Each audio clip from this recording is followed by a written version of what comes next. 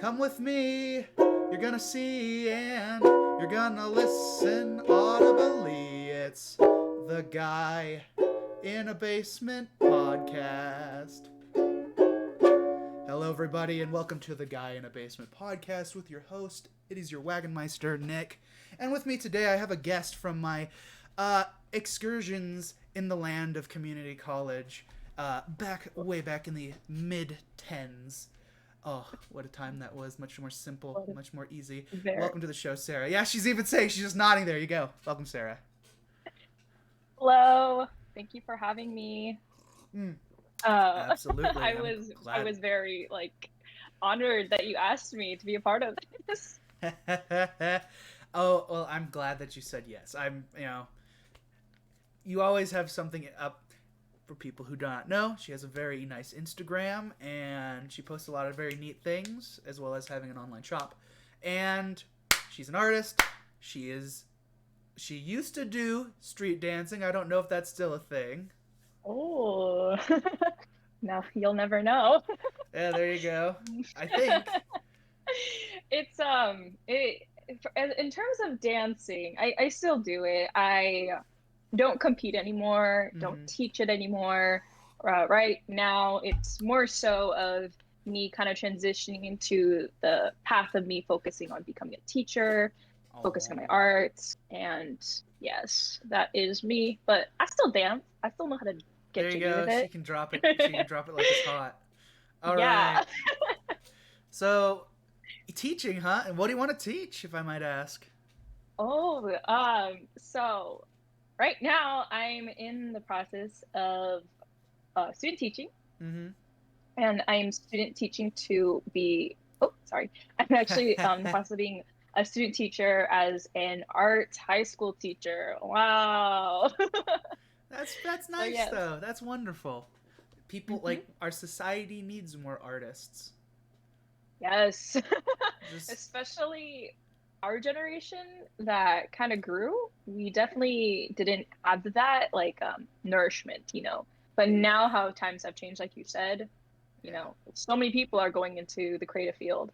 There you go. I mean, so many people are they're making podcasts as well as many other different things. They're writing, they're painting and drawing and making music. I need to start making music again because I have been vastly lazy, but actually that's not true. I've been dicking around with woodwind instruments, but again, it's dicking around with woodwind instruments. I'm not being serious.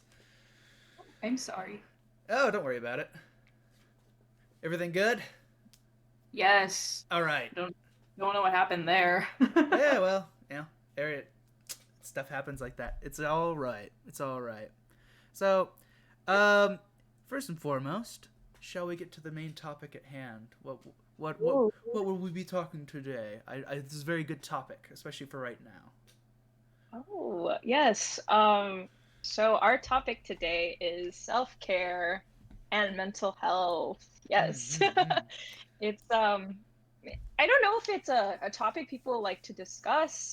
I think it's getting popular, especially for young adults who are women. It's something that is very valued for us.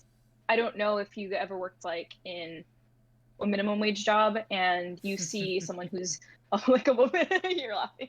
But if you ever see a girl who comes in, it's her first time at work, mental health and just stress, anxiety, it's something that I feel like young girls just don't know how to handle. And compare it as to men, I feel like men have a stronger foundation on I guess who they are and just being tough and manning up. But for someone who is like me, a young at the time, a very professional adult. Yes, exactly. Now it is, but before, when I got into the minimum wage job, it was just understanding how to handle anger, how to understand negative thinking, and comparing all these things. It was just never discussed, and and especially being having parents immigrating here, right? Family dynamics, mental health, those things, psychology, it was just never discussed. It wasn't something that was valued, or I guess you could say it was what is the word when you are given that type of blessing? It is a When you're given a blessing of like an no, awakening, an but epiphany, not an awakening. No, no, like a privilege. Yes, it's a my parents privilege. didn't have that privilege. Thank you. There you go. See, There I you go. said the things that were in it so you could get to what you wanted. All right. That's why we That's why communication is very important for people. exactly. It's like Yeah. fishing it. You got it. Yeah, you gotta like drop the line and see what comes up. You might get a can. The next time you're gonna get a big ass trout. Yeah, I mean, it was just a small word too. It wasn't even that big. But yeah, There you go. I guess like that's the discussion Hmm. that we'll be talking about today. Well, Yeah. absolutely. I think that's important because it's something that I feel like a lot more people are, as you said, getting interested in. But at the same time, Mm. you also have to, realize there's so much conditioning that goes into. It's like how you brought up the men are ingrained to do it because they're tough. That is not true. Yeah. I know this because I wouldn't say I'm a. Oh, we have a viewer. Wonderful. Hello, viewer. Um, Hi, viewer. so we have, I think, just we have expectations. Men do, and I Mm. and I want to hop more on women because that's more important as a topic to discuss.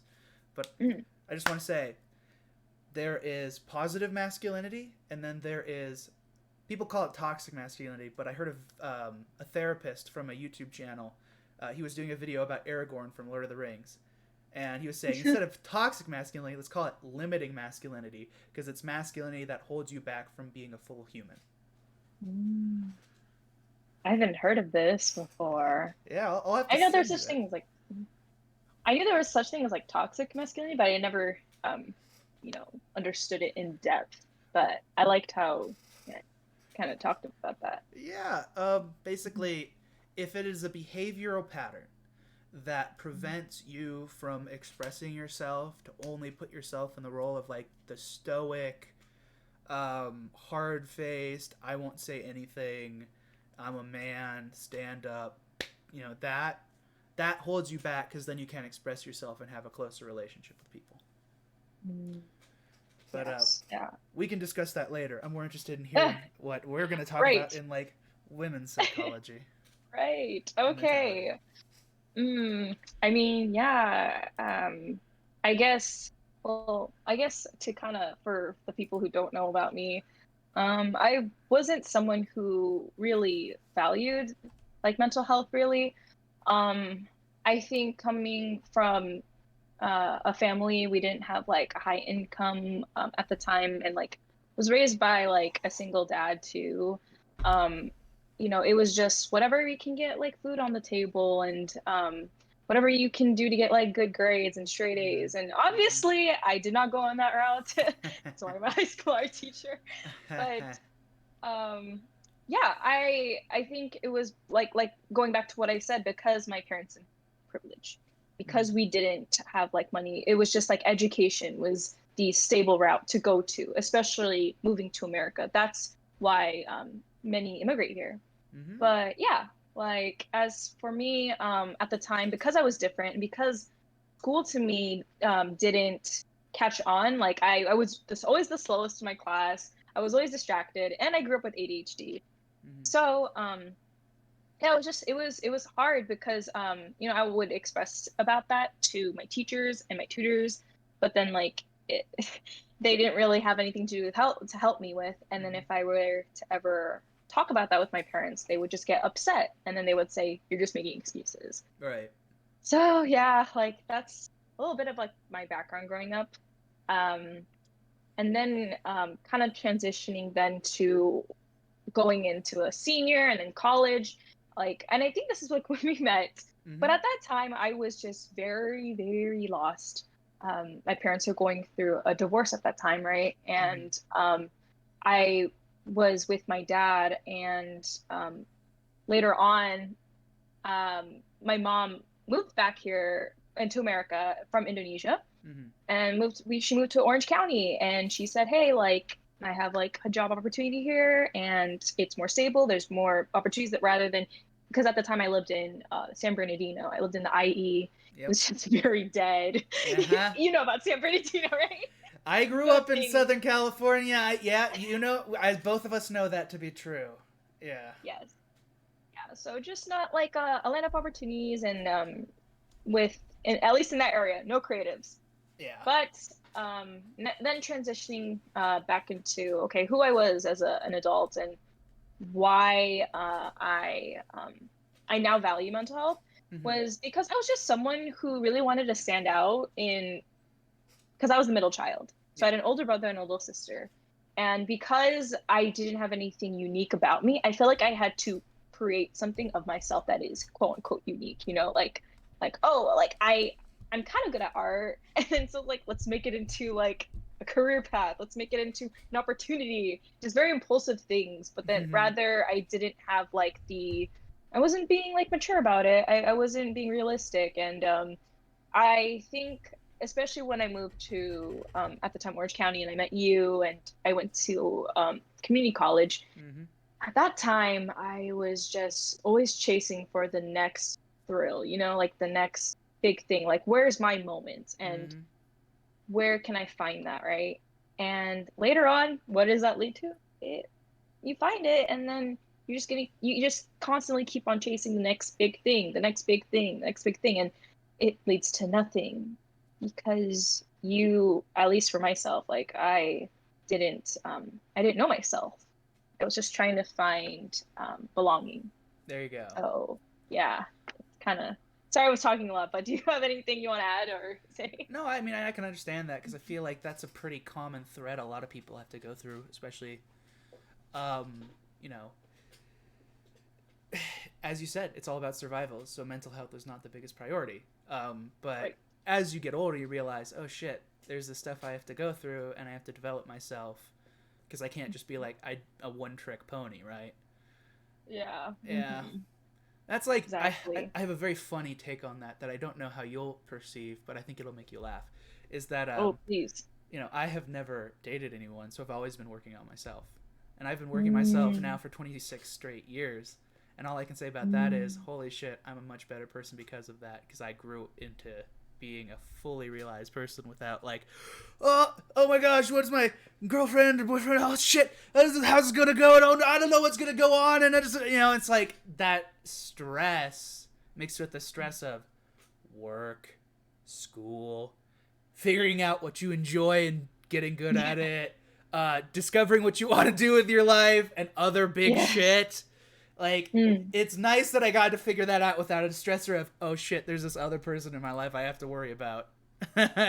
Mm, exactly. I think bringing up relationships into the topic too. Um, yeah, like I agree. Like, especially talking to you now, when we met in community college, you were someone who was just really intentional with how you spoke and how you Mm-hmm. communicate with other people, even like to me. And yeah, that left an impression. And that's why I feel like, I don't really talk to anybody in community college, but Right. definitely you and like a few others. Usually if I keep that connection, it's because there was something like really special about it. Aw. And yes, and even for you, I know you are someone who's just very grounded, and you always strived to like find wisdom in in those Mm. things. And like I think I wish that was like I wish I could have met you more when I was like mature. We could have deeper discussions about that because like Right. at that time I was just so self-focused on myself. And when you kind of are entered in this world and you think you're the main character all the time, Mm-hmm. and it's like the world revolves around you, but really you're so small and there's just so much happening in this world and you're just part of that. Yeah. It's like, That's yeah. if you're a follower of Hinduism, that's Indra's net. That's everyone is connected to Ah, everybody else, and wow. all you are. So in Buddhism, and I'm a Buddhist. Right, right. Yes. Um, Oh, yeah, yes. so we can talk about that. But the whole concept of self is that it's all just chasing nonsense because it's made up in your mind. Mm. Basically, think of it like this: does an animal that is not a human worry about their social well ranking in society, or are they just living life to the fullest? Yeah, they live by instincts. Exactly. And what's important is you have to sometimes step back from the role that you put yourself in, where it's like, let's say for myself, I go to a anime convention, for example. I'm putting on the mask of I like anime, and I'm going to talk about it with people. Or if I go and I talk to people about history, I'm putting on my professor hat. I'm doing like, I have read a lot of stuff, and here's my opinions on it, and here's what I think led to this. But at the end of the day, they're all masks. And when you get to the bare thing, the truest version of yourself, and this is kind of dark, but it's true, is that imagine it's like 4 o'clock in the morning, nothing's on, your phone's off, you're staring at the thing, and whatever you're thinking is by yourself, that's you at your purest form. Wow. Whatever you're thinking at 4 o'clock in the morning. Yeah. I mean, like, it's not like it's like that specific time, but it's like when you're alone and you don't have the public persona to put on, like, that's you. Yeah. Like, yeah. Like, what would you think on that? Is that smart? Is that like, yeah, I don't know about that? No, I agree.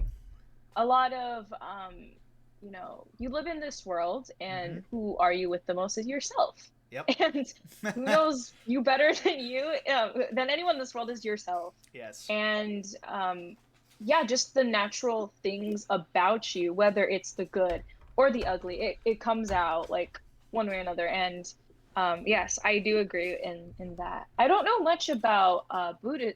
Is it Hinduism or Buddhism? Sorry. Well, for me, it's like I'm studying a lot of spirituality stuff, especially this last year. Yeah. I've been working a lot of mental health and spirituality stuff, but I know a lot about the Vedic religions because I was so interested. And like, I think ever since 2016, I've been doing Buddhism seriously.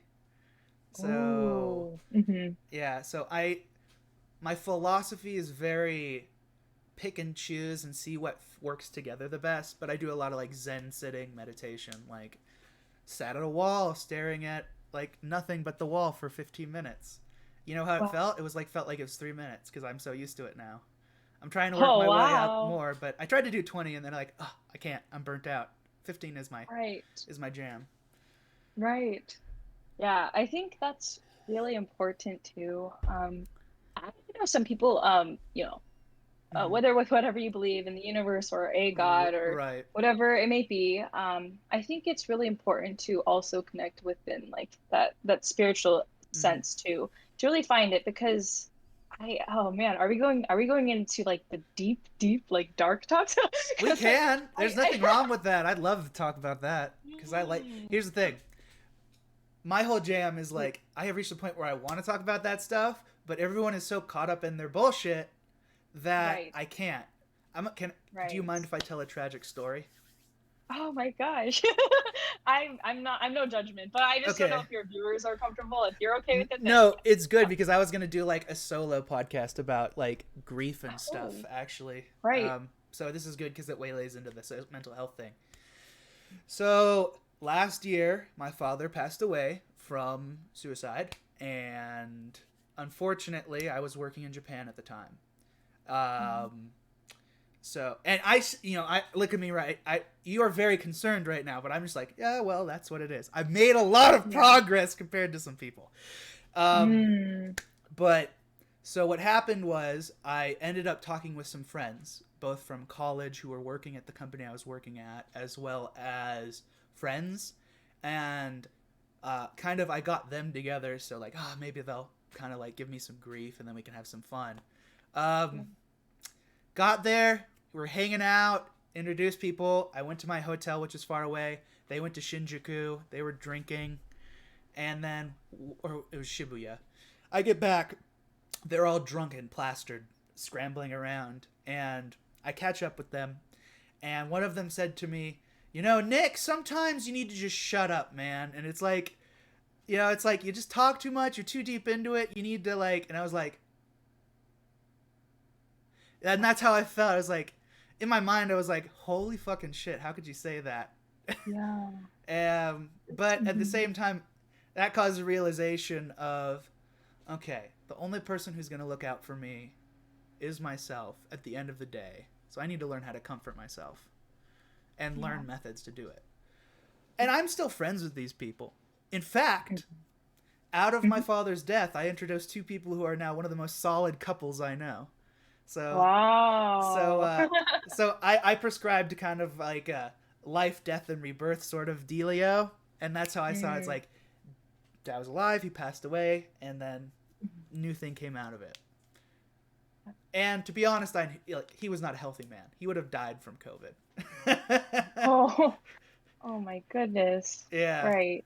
Hmm. So, I mean, it is what it is, and I'm just Yeah. happy that he gets to rest in peace.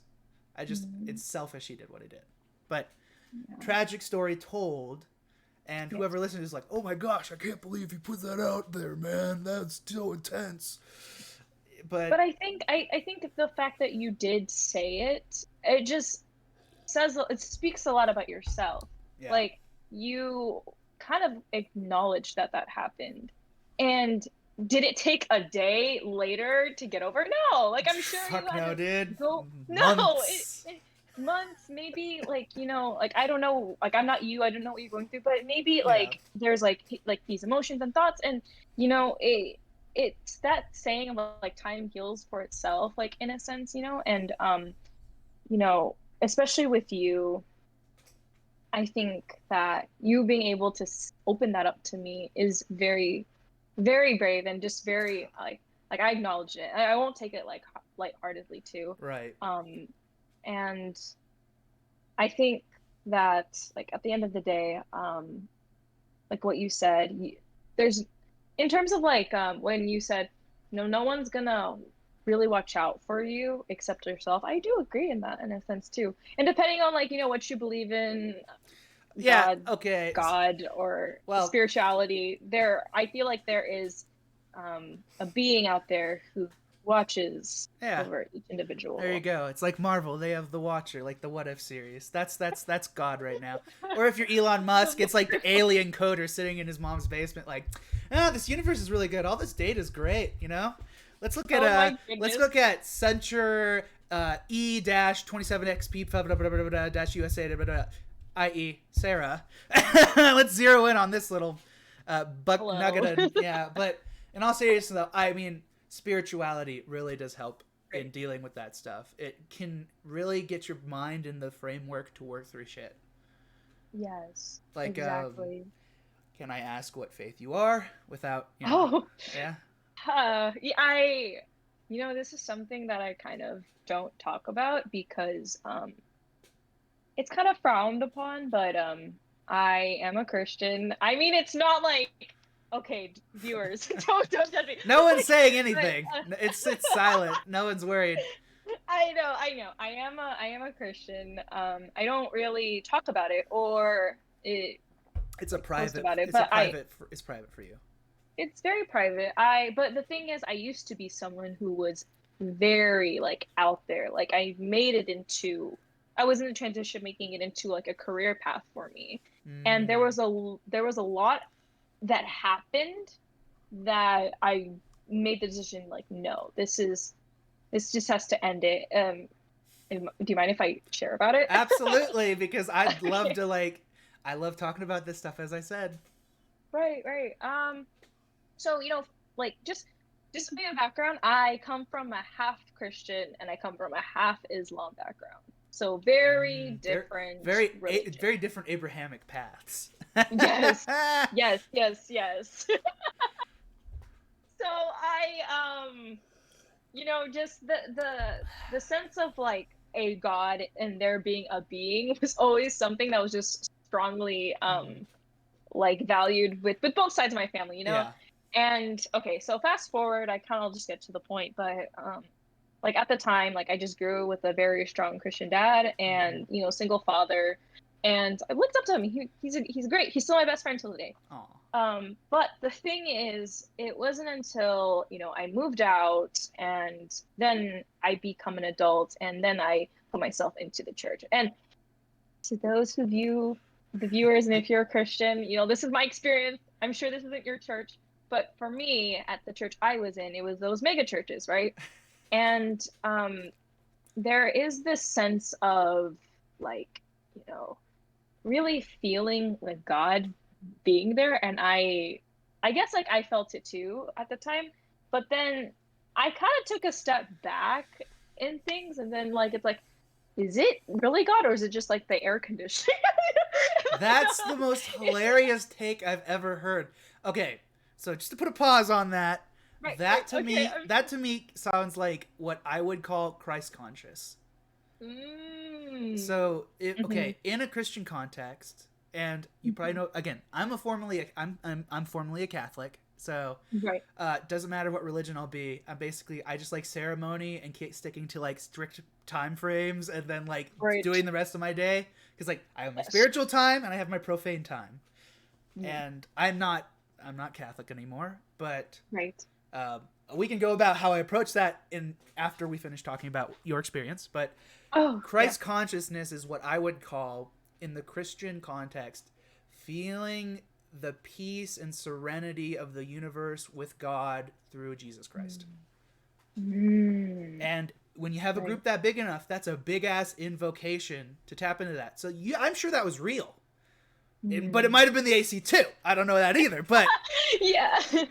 Yeah, and I think like, it's not for me to judge if it was God or not. Like that's not what I'm right. here to tell anyone or any viewers. But I think for me, there came a time where like I was just really feeling that like Christian high, that emotion of like God is with me everywhere I go, right? Yep. But then one time when I was, in the transition of becoming like a youth leader, like youth pastor, that was about to be my job. Like Right. I remember I dropped school at the time to focus on that. And what happened was there was a student, and he just really challenged me, Mm-hmm. he had all these questions like about God, and they weren't dumb questions. They were like, wow, like how do I not know this? Like I grew up Christian all my life, and Mm-hmm. I based my life upon, I have it next to me actually. It's kind of random, but I based my life upon this book, and Right. I don't know anything about it, right? Mm-hmm.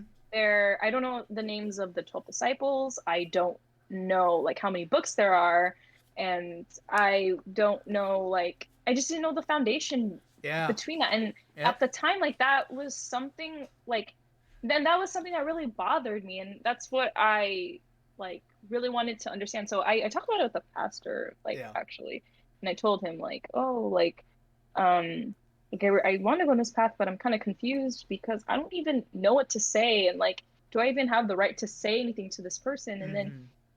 what he told me, maybe it was in a different context, but he told me like, oh, you don't need to like I guess serve God, or serve or lead the church without not having Bible knowledge. And that to me like blew my mind. Like, what? Like Mm. you're talking to Mm-mm-mm-mm-mm. someone like like That's a little then wrong. what? Yes, so like that to me like just it made me question everything. And I didn't yeah, I left home, and I just had this whole like thought. I don't think I ate that day. So, Ooh, um I think we've all it been was there. It's like something like a major shift in your mental state. right, right. Yeah. And that to me was just not like, yeah. So anyways, eventually I put in my 2 weeks notice, and I was like, I'm out of here. And it was not something that like, it was not something like, oh, I question God, but it was mostly I'm questioning the this church. system, the church. Yeah. I'm questioning myself, and like, what am I building my life upon? Like, when you say when people build their life upon like Hinduism, like Buddhism, there's like the things like the seven Chinese classics. There's Yep. also like the Quran for Islam's. Yep. For me, it's the Bible. But how is it that we can teach people and we don't even know it? That to me is like blind faith. I know that there's people that like, wait, Sarah, like this means this to me, and Yeah. yes, like, oh, and like that's your judgment, that's your belief. Yes, believe that. And that's not for me to change your mind, but for me, I think I'm just someone who has always like grown up to be like, actually no, I did, well, yes and no. I grew up kind of half-half. I like things logical and strategic, but I also have that, maybe it's that feminine side of me, that Mm. nurturing, nursing, motherly instincts where it's like I care and I have these emotions. Logic versus Uh, intuition. That you're talking like Libra scales. Like as a Libra, that's very much like how I live my life. I see. I can be a very I see that. analytical thing, but I have really been working on my intuition and balancing out the masculine and feminine. And we can go into a whole other topic, but I want to continue on this bandwagon because Right. I'm almost done about it. Yeah. Please continue, and then we'll get back. Right. So yeah, there just came a time where I left it, and at the time I was dating someone too in the church, and it was kind of like a big deal too, because like he was just really involved, and I ended up like leaving it, and he was like, "Why?" And I was just like, "It's just not me. It's like I need to find someone who knows what they're talking about." Right. And that caused a huge like question, I guess, that caused a just a huge question in our relationship. So we ended up breaking things off, but at the time what had healed was and I think this was, whether you believe like God or the universe, yes. like someone reached out to me, and it was my old friend. And Heidi, if you're here, hi. But my friend Heidi, she reached out to me, and she knew that I was like kind of going through things, and I kind of shared with her my my take on it. And what she told me was like, she opened up to me how she was atheist, and I was like, what? Like, you are the most like, I don't know, like you're very like sweet. She's probably and, very ethical and moral and kind. Yeah. Very, very. And then she was like, yeah, but she changed to become a Christian now. And I was just, I questioned that, and I asked her how. And to today, and this is actually my personal mentor, but she introduced me to her mentor, and her mentor is a scientist in UCI. And but she's also a Christian, and she opened my eyes to the things that I guess till today I'm like, wow. Anyways, I'm now in this path of just being open-minded to many religions, but also I can confidently say I have a stronger foundation within the Bible that I can make peaceful communications and just like conversations like this that I just like to like discuss this with, whether it be other believers, whether it be those who don't believe in a God, like fine, like so that's what I like to close off on. No, there you go. All right. So I think that's a great story, and I think that's a wonderful journey, and I think that really goes into, I have like a comment about the church first. You want to know why that pastor said the what thing he did? Because most contemporary Christians only engage with the Bible with 3 verses a week that they don't even think about, and it's from the perspective of someone whose whole entire existence is trying to get your donations. That, to me, that's what really sat wrong with me too, and one of the reasons why I left that mega church too. Yeah. Mega churches are pretty bad on that. And it's the same thing with the Catholic Church. I mean, that's a whole other thing. But I mean, it's like you talking about, I didn't even know the names of the apostles. I didn't even know how many books in the Bible. And that's a whole thing. Which I know now. Did you? I mean, there you go. That's great. But that's technically the official version. Have you ever heard of the Apocrypha? The Apocrypha, is that part of the... They are the texts that the Catholic Church decided were not going to be used in the Bible. And they made it a part of it's part of the rest of the canon. For example, things like the Book of Enoch or the Gnostic texts. Because before the Catholic Church, so before the church, basically Christianity was a slave religion where it was all about community and being like Jesus, not being a Christian. So I think you sound more Christ-like than you are being a Christian. Oh, I think, is that a compliment? That's absolutely a compliment. I think Jesus of Nazareth is one of the most influential and important spiritual teachers on the history of the planet Earth. I'm not a Christian, and I apply his messages to my faith practice. And I'm a Buddhist, but I'm also a pagan, and I still think Jesus is the shit. Yeah, and I think that's like that's important. Like I love it how you bring history into it, because you can't cancel out history. And I'm also into art history, and there's just so many like evidence within it too. Like when you look into like the tombs and like the Roman art, and talk about Caesar, and you open up like the book of Corinthians and Corinth, and Yep. there's a lot of evidence that these events did happen.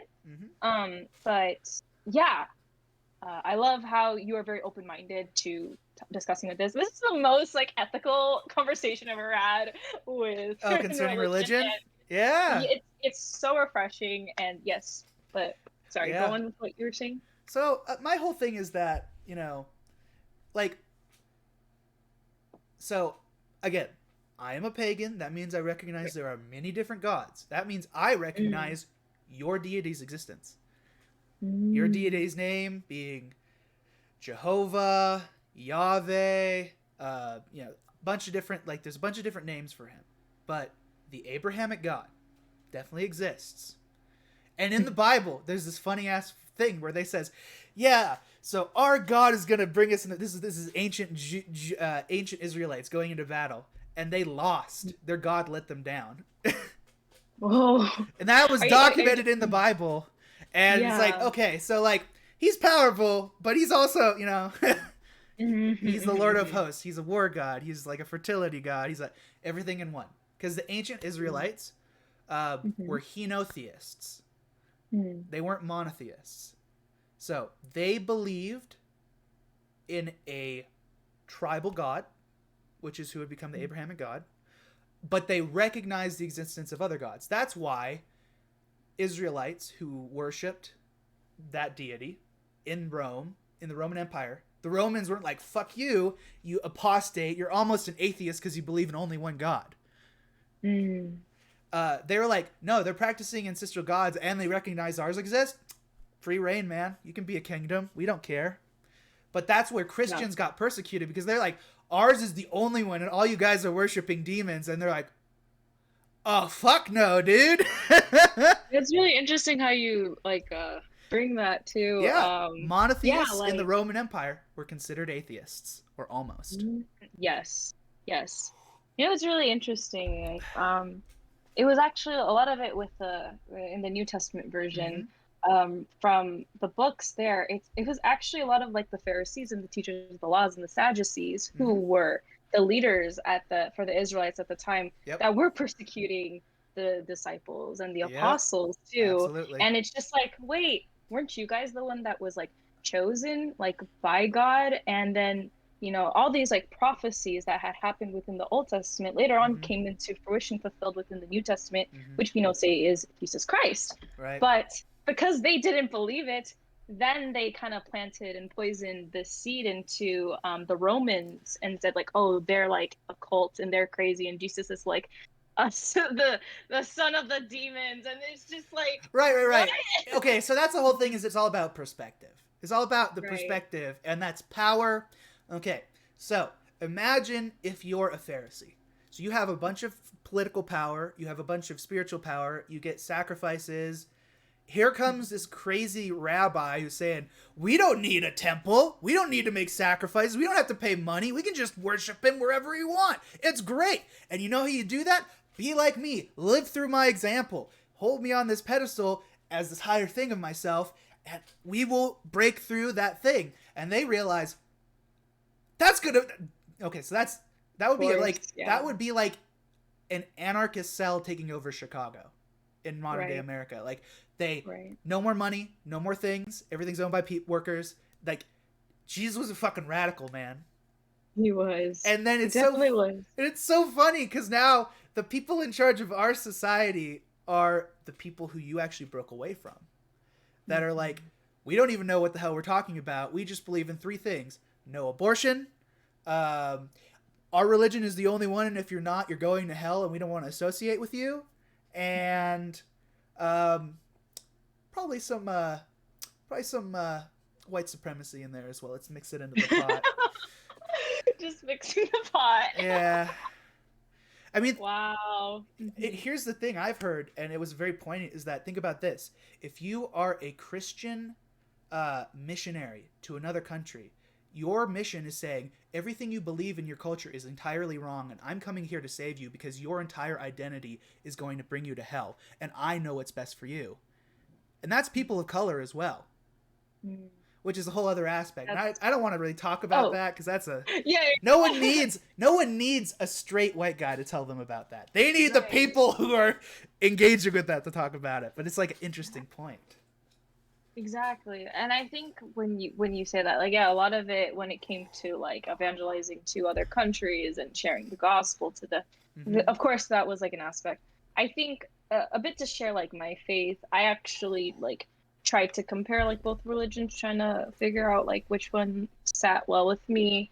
And I think when I actually like studied like the Bible, at least for me, I was able to perceive that, yeah, like I do believe like there's a God of who makes his promises and fulfills them. Because I think like in the Quran, Allah promises things, but he doesn't really like fulfill those promises. But when you read the Bible, for me, when I read it, it was like, oh, Jesus was that promise that fulfilled. And then so I guess we kind of, yeah. But anyways, if you believe in prophecy, yes. If you believe in prophecy, yes. Yeah. Yes. So to people who want to explore different things, if you want to, okay, if you're a Christian and you want to learn more about your faith, learn about the Apocrypha, the history of the church, and lastly, if you want to approach and work with God in a different aspect and work with his angels, learn about ceremonial high magic. That's what I do. I'm actually learning to work with your God, even though he's not the one I pray to, but I want to work with him because I know he's very powerful and very loving. And I'm technically of his children. But I'm also representing, the ancestors who got the sword shoved into them unless they hung a cross on their neck. So there's a balance there. It's like I was talking to my therapist, and this will lead back into the mental health. He said, Nick, you know what you are? And I was like, what? It's like, you're a Christian. True. You're a Buddhist. True. You're a pagan. True. You're an ethical moralist. True. You have a little bit of agnosticism in you. True. I'm all of these things together, and instead of segmenting them off, I acknowledge them and I make them a part of the whole. Because when you take things and you segment them, you're simplifying it and making it less complex and beautiful.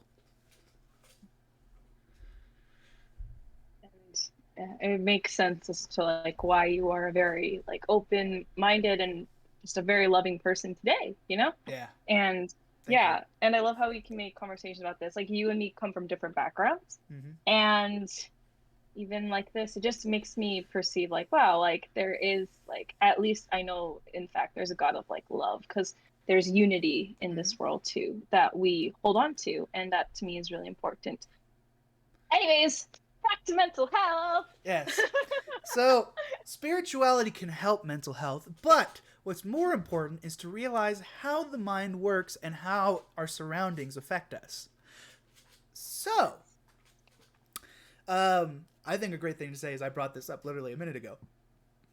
Therapy is a very interesting thing you can do. In fact, I'm actually planning on getting my master's in, a master's in public social work in a clinical social work, which means I'm going to become a public therapist. I realized the teaching thing is not for me. I did that a year in Japan, and I was like, okay, this is not unless I'm like a professor and I can talk at my students, teaching is not for me. I see. Yeah. Yeah. I remember you would make like a lecture in our club, and I was like, wow, he's literally making a lecture, but it was so nice to like, that I love that. Right. And that ties back into our last conversation. I love it when someone knows what they're talking about, and they have the credibility and, like the facts. Like I like that. So so you're going to therapy. Is that something that had kind of like touched your heart? Like did a therapist like really help you through some tough times, or rather is it something that you want to help people because that's Right. So for me, seeing my therapist, he's specifically focused on like trauma and stuff, and talking with him has really helped me utilize my spiritual path and like my philosophical studies and apply, and now learning about that stuff and psychology. He's like, literally the third session in, he's like, you're a very smart and capable individual, and I can easily see you doing this job very easily. And all you do is you sit and you listen to people and then give like your 2 cents and try and help them realize a different perspective. And it's like, oh my gosh, I should have been a therapist.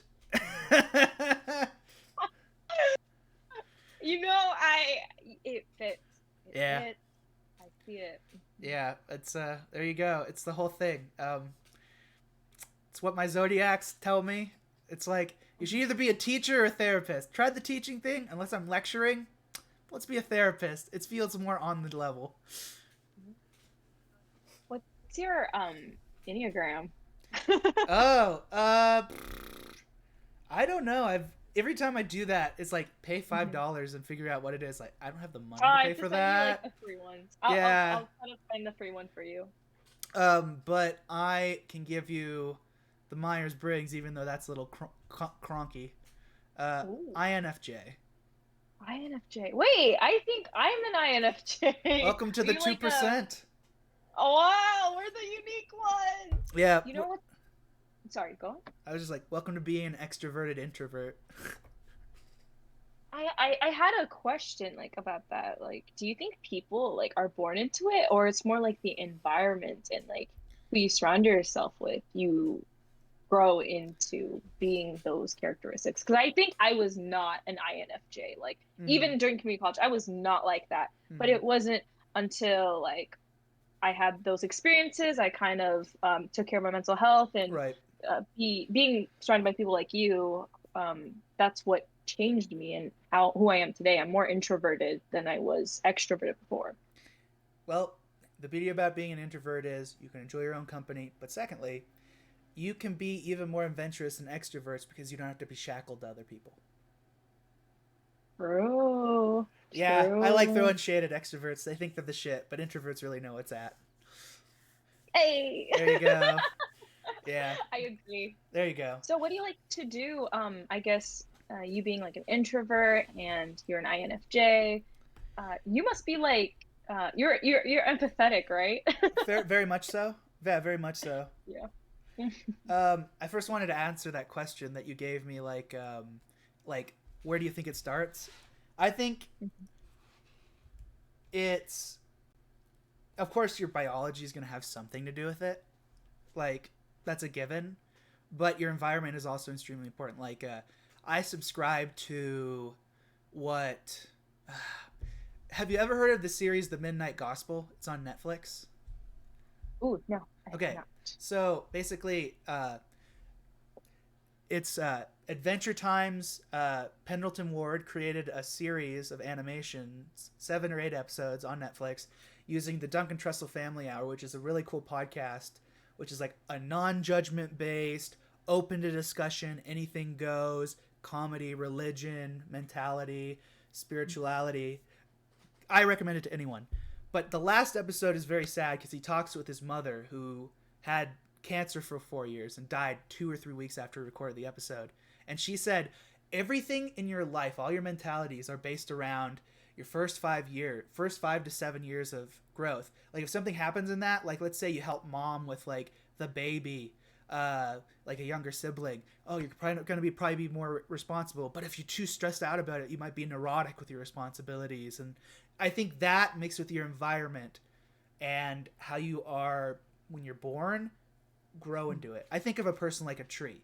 And depending on where it goes, it bends this way, it bends that way, it's got creaks here, it does this, it's got this odd thing.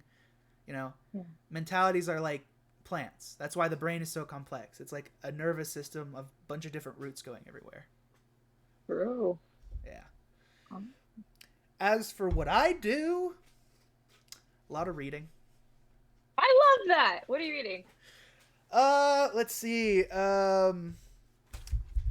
I'm reading right now Black Elk Speaks, which is a Native American spirituality book. Yeah. from Oh, how's that so far? it's very good. It's a lot of like learning like the history of. I live in Wyoming, and Mhm. I'm very interested in native indigenous people. I like Mm. studying their cultures and their religions and stuff, and that's been good. I've been getting into westerns, which I haven't enjoyed since I was a small child. But I used to watch them with my grandfather at his house, and I've been listening to a lot of like country music from the past that I don't like. Not post 9/11. America is the best, and because 9/11 happened, and fucking Iraq is bad. You know, it's like, wow, that's fucking wrong. No, I like old ass country, and like, of course, I like EDM, and I have like eclectic music tastes, so I'm listening to music Mm. more. I listen to a Yeah. lot of podcasts.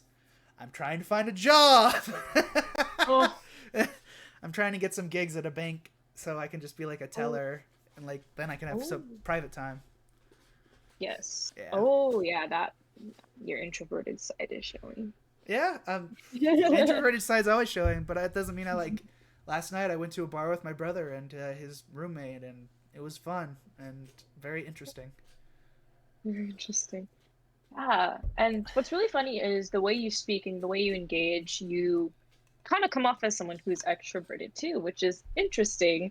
But are it makes sense like as introverts, I feel like as I think people like you and I, we kind of when we talk to people, it's very intentional, and then we'll put so much of our energy into it when we need to recharge. It's like, okay, I need myself, need my alone time. No, that's exactly it. Um, And it's like if mhm. I don't get that okay, so it's like that's why I definitely think INFJ is the thing. I need to take the Enneagram. But Mhm. um you know, I get my energy from people, and then when I'm done, I can sleep. If I don't engage with people outside of my close family, I can't sleep. I'm restless. I'm like, oh, All yeah. Like jittery. Oh, I need to be out there because then I have peace at yeah, home. I'm all about like, yeah. I have my personal life and I have my public life. Mm.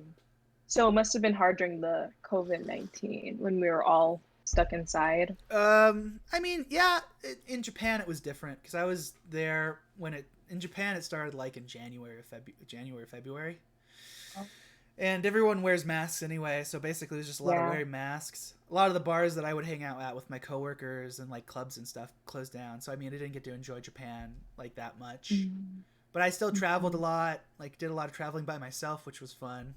Everyone's like, Mhm. "Oh, traveling alone sounds so lonely." It's like, no, I love my own company. I love that. I love that so much. Like, yes, be your own best friend. Like, and that discussion, like, too, for you, like, not being in a serious relationship, but because you were like so comfortable and so strong within yourself, you have this unique persona of yourself where it's like Yeah. you really don't need anyone. And I think people can be envious about that too. I've only been in like one, like it wasn't even a serious relationship. It was like kind of like, oh, like your dad's a pastor, your dad's a pastor. Let's put y'all together. But it wasn't even What like is this like serious, right? church like it's that sounds like a church arranged marriage a little bit. Yeah, I was like, Oh no. no.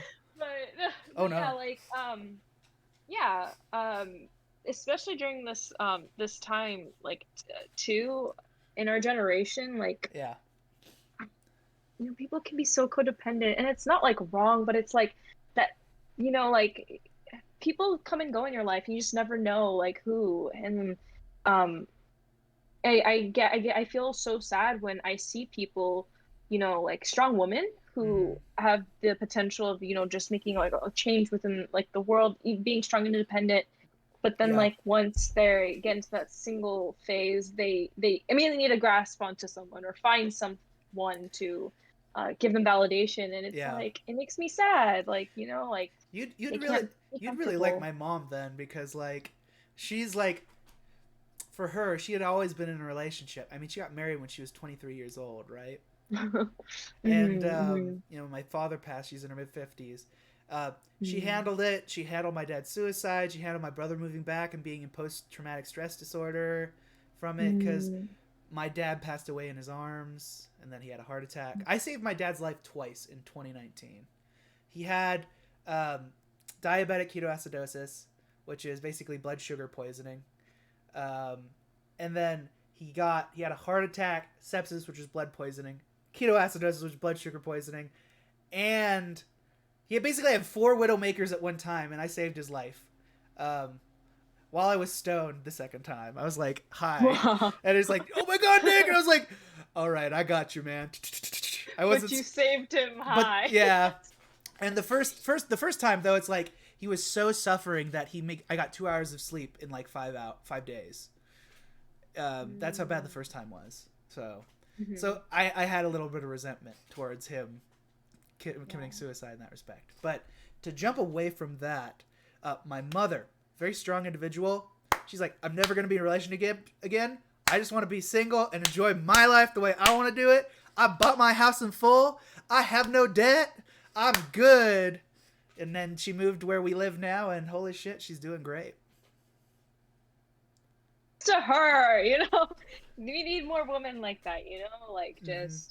But I think there's that like saying, you know, like how, you know, we need to sometimes you just need to go through those hardships. So how we come even stronger than that, you Yeah. know. If it wasn't, you know, like those hardships with my parents and like me not being the brightest in school, me overcoming and going through like all these negative thinking barriers, you know, like Right. I wouldn't be who I am today if Yeah. if I had everything handed to me in a silver platter. Yeah. So I have a great phrase for you that I think you like, and this applies more towards going through a heavy traumatic event, but I don't like comparing traumas because everyone handles a different thing in their own way, and you can't compare pain to pain. That's like horrible. Mm-hmm. So like Mm-hmm. pain, trauma, and tragedy make your heart break, but then it grows and you become a better person for it. Yeah, I I would agree, at least within my situation. Like I agree in that statement. Like because that I think that's when you grow your heart. That's when you grow empathy in those situations. But you know what's interesting is like you know like how two people can be grown into like the same household, but Yes. they come out completely different. That's like me and my brother. It's like me and my Like brother. Yeah. yeah. Yeah.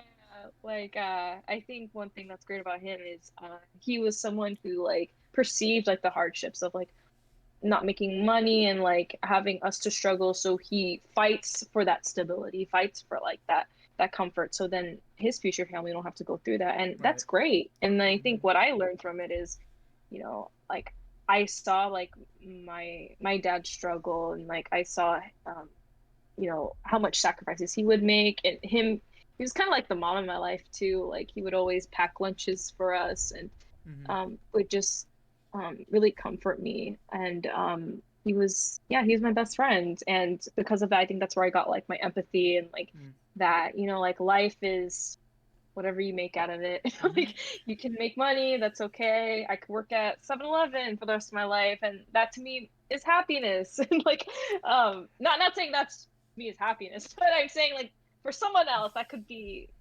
happiness to them. Yes. Just a simple So life.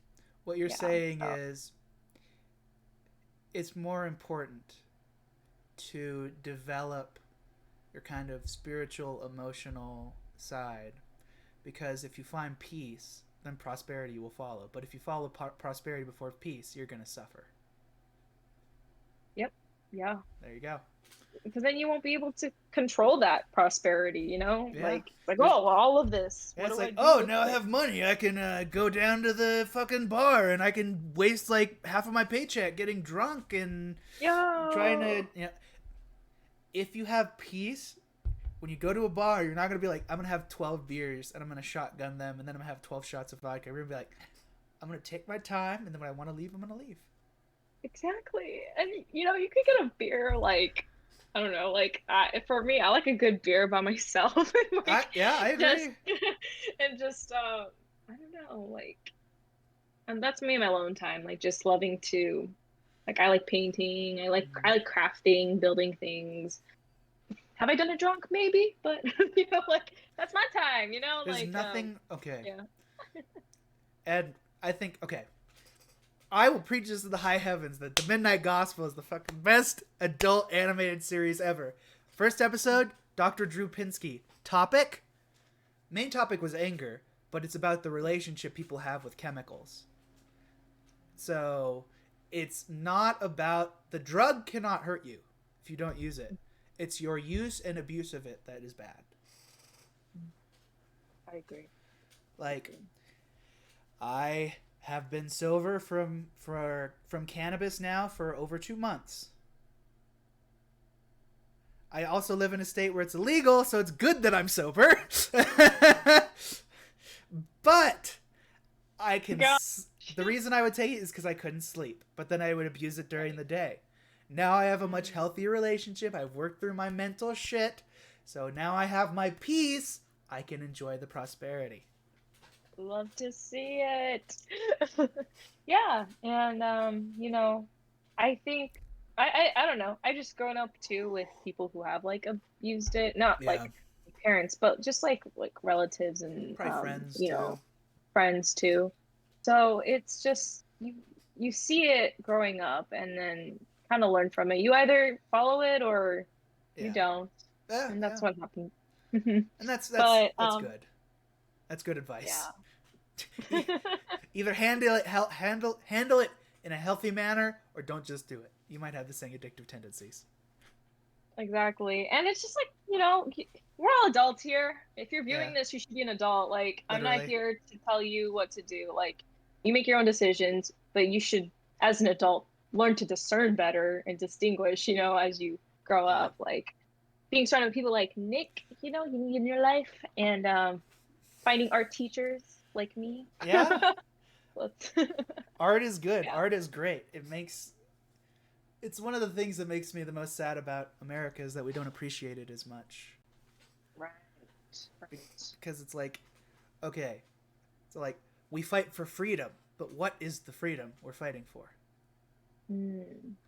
I would say the freedom we should be fighting for is freedom to make a better society, freedom to be expressive, freedom to be ourselves, freedom to not be held down by anyone, period. I think those are all positive freedoms. Not freedom from not getting shot by the cops or something. It's like, oh, that's not a good freedom. Freedom from the military taking over. Oh, I guess that's a good freedom, but I mean, like, that should be a given. Yeah, and when you said, like, wish America, like, valued art, it's funny because when we colonized over here and artists moved here, their whole purpose, like artists who came to America, the whole purpose is because, you know, those who were experiencing like the Nazis taking over, they moved here to express their own type of art. You know, that's where we get like modern art and, you know, like people, because I know there was like a specific artist back in Germany, and, you know, he wasn't allowed to publish his art because Hitler said like that's like Jewish art or something. It's like, that's not good. Yeah.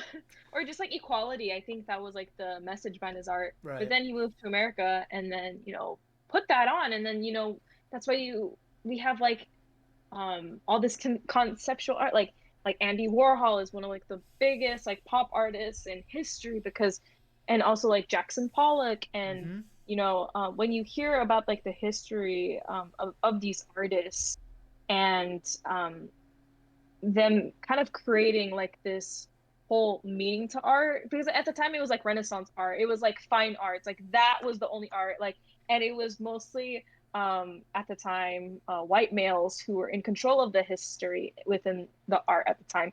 So you didn't really see like the minorities or even women who did contribute to some of the history. You don't see that in our textbooks now.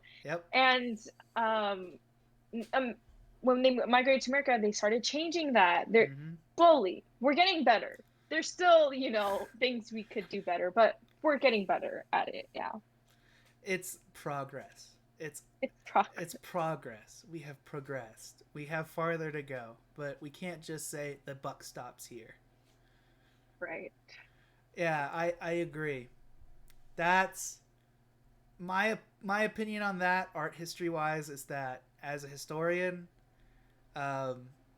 comes out of the aristocratic thing and who was the new aristocracy but the rich, and people who you seem to enjoy as artists in the field are more of the democratization force, where it's like, let's give it to the regular people, let's see what they can do, let's see what these different communities can do, let's not just be working in suits and cocktail dresses looking at paintings from 200 years ago by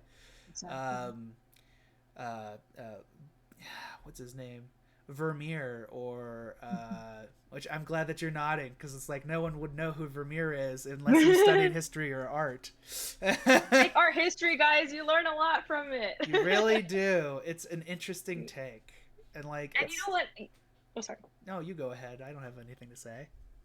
I was gonna say, and like, I love how we both love anime, because that is such a huge contribution into art today. Oh my gosh! Yeah. Like, I remember like growing up, like moving to America, I loved anime so much, and it was so weird that you would be made fun of liking it, and it's like, but you like Family Guy, like you want me, instead of drawing my anime, you want me to draw Peter Griffin, like, and give that to you instead, like. It's pretty simple like, artwork. It's just circles. It's circle on circle and circle. It's simple, yes, but like there's more, like. I think maybe you can make well, yeah, there's comic art that I feel that that's what Americans take on today, but with anime there's so many different types of genres, there's so much like stories and meanings and things you can learn. Like, I believe that anyone can like anime, you just got to find your anime. Like, yep, that's exactly it. Is that there's an anime for everybody. That's very true. And there's a manga for everyone. And there is a light novel for everyone. Yeah. Yes. And I guess like, cause it is getting past the time a little for me, but I wanted to close off with something though, like, you know, going to Japan and like being a like, wait, you didn't teach there. You taught there? Yeah, you did. Teaching there, and you yourself, who really valued anime and valued like that type of like art style. What did you learn finally going into like the motherland, like going there? And they fucking use it for everything. It's on advertisements and everything, and it's crazy. Talking to my 4-year-old students, like, oh yeah, my favorite character is Nezuko from Kimetsu no Yaiba, and my jaw would drop, because it's like, wait, what? That's like so gory. How are you allowed to watch? It's like, oh, it's in Jump. What? Wow, that's insane.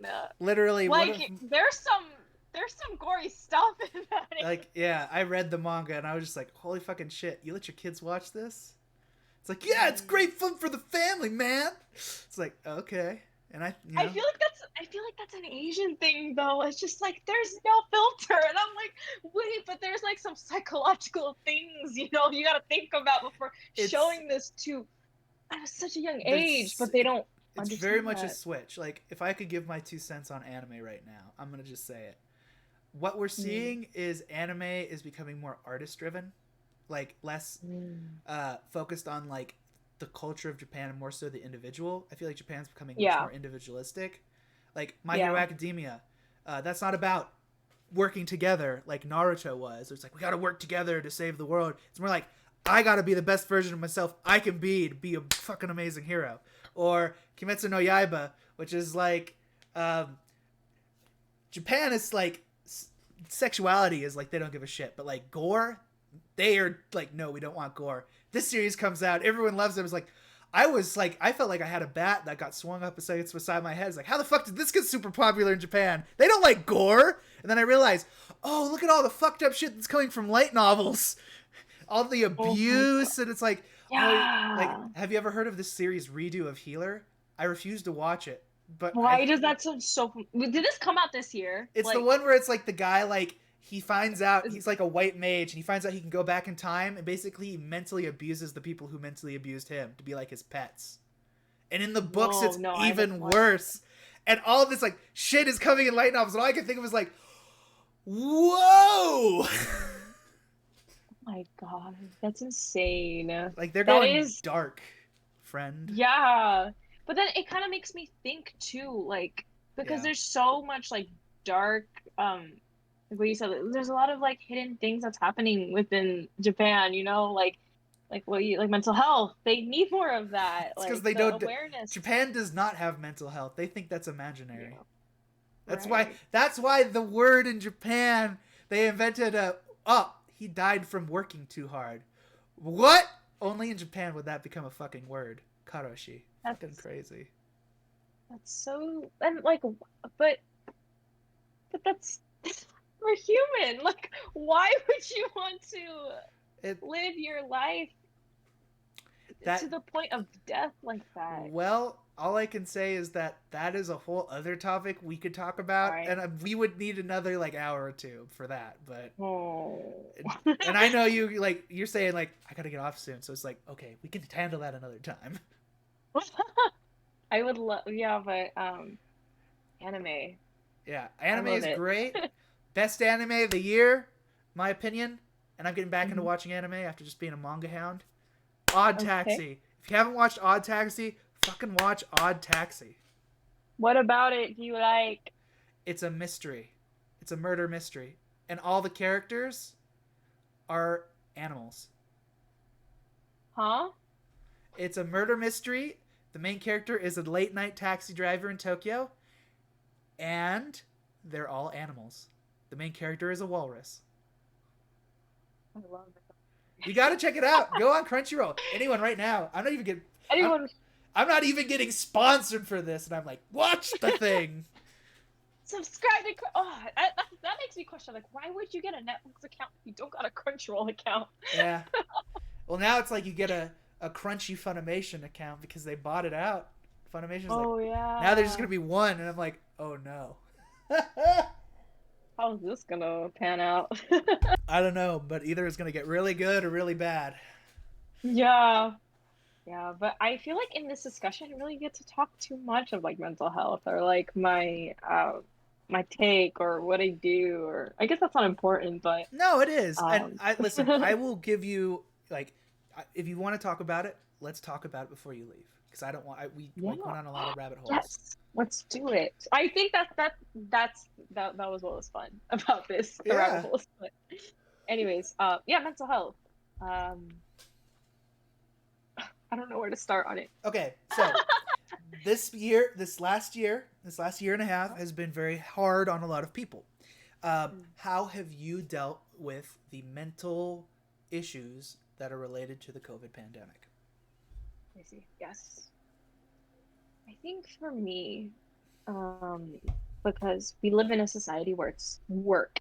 Right. Work is so important, making money and those things are important. But what COVID happened, like school shut down, work Mm-hmm. shut down. Like I think like people got like a week off, like some people. And my at the time, my brother, he had to like move all the way back home, and then it was me, my sister, my brother, and I, and we were just like, well, what do we do? We can't like leave the house. We can't go hang out with our friends, and we have each other. And at the time, like I was sharing a room with my sister, and my mom had her own room, and we were like in our own apartment in Irvine at the time. And now it's like us four, and we have three dogs. Mm-hmm. And it was like, Nick, there was no personal space. I lived like that for a year. Mm. For a year, Mm. like I would escape to my closet, Mm-hmm. go and like do my own thing, and like there was no air ventilation. I would like almost pass out in there. But like it was a struggle, you know? But one thing that I realized for me is kind of like what you, like there's no one to really like watch out for me. Um and I am in control.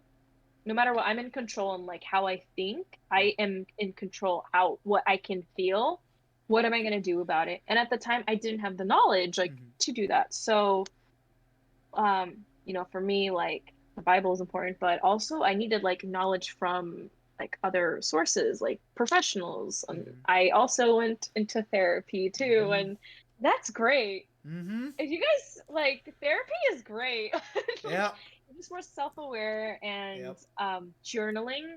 helped me a lot. Yeah. Mm-hmm. It took me a while to do journaling because I hate writing and kind of being like just doing that for a long period of time. So Mm-hmm. I tried blogging, and I would just make an archive and like not share with anyone and just talk to myself. And I was like, Mm-hmm. I didn't realize how much I can share like on camera, seeing myself like, and I would look back in those videos and be like, oh, that's how I felt like during Mm-hmm. that time. And like it would be like 2 days later, I'm like, wow, like I did not need to be angry at that angry at my mom, or I did not need to lash out or react like that to my brother, you know? And Mm-hmm. then I think when also books help. I Mm-hmm. think when you take in all these things and you're just more aware of yourself and you actually try to apply what you learn, Mm-hmm. then you can start to see like change within that. But also it like also just like the basics is so important, like Mm-hmm. nutrition, it's Mm-hmm. so important. Mm-hmm. Understanding your body type, how you Mm-hmm. what you're allergic to. Mm-hmm. like like for me, I don't know about you, I was someone who was like, eat everything on the food on your table, yeah, on your plate, I mean. Yep. And just not being conscious of like what I was eating. Like, Mm-hmm. oh wow, this is actually a lot of salt. This is Yep. a lot of carbs. Yep. And like I wonder why like I crash a lot while I'm studying, or I wonder why that I keep getting angry a lot. And it's like it's because I'm not getting the right foods in me. Mm-hmm. Second, like just having a dog. I my own dog. Animals. Animals. Animals. And I know people like, they have their own saying, but I think pets, are important too Mm-hmm. because um I feel like we live in a culture where we're just sensitive to like sickness and diseases. And I think when you do have an animal, you become more stronger, immune to things. Like for me when I had Zuko, I adopted Zuko. So what Mm-hmm. happened? The the story behind that was my sister got me him, and that wasn't supposed to happen, Ha. but she got him for me. Ha. And then it was so hard taking care of him, like in the beginning, because Mm-hmm. like it was a full house already, and Yep. I lost my job, and I was still in the middle of I was in Cal State Fullerton my third year, like Mm-hmm.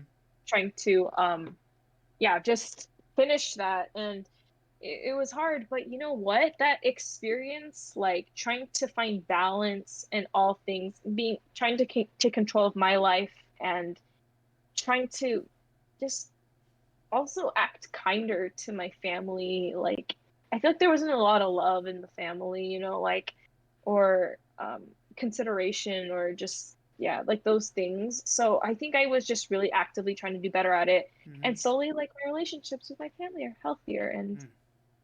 it's like those small things, when you go, like I said, when you go through those hardships, that's when you can really see how strong you are. Like you Mm. really don't know how strong a human being is, like, Mm-hmm. and how much they can go through really sometimes. So, Mm. yeah, that's my take on it. There you go. All I could hear was a bunch of good things like patience, mindfulness, loving kindness, responsibility. Um, I guess health is also a part of responsibility. It's personal responsibility, um, acceptance of yourself, and growth. There you go. 7 things to make your life survive much more manageably in your Yeah, brain of course. and in society Yeah. during a pandemic.